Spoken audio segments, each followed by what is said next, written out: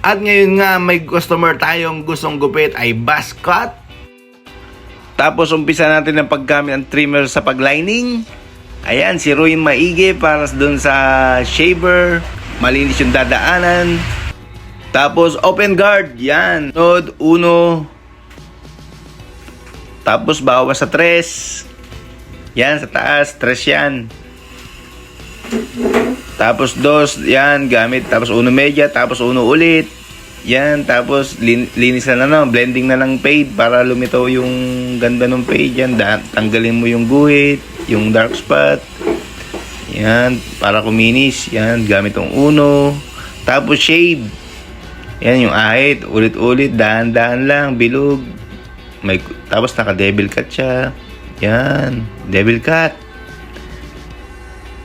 Usong-usong devil cut yan. Tapos tining scissor, bawasan mo yung dark spot.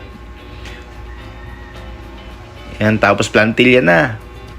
Tanggalin mo yung mga sobrang buhok. Yan.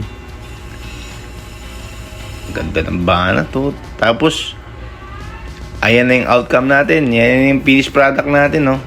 Para sa magiging pulis. Estudyante po yan. Yun.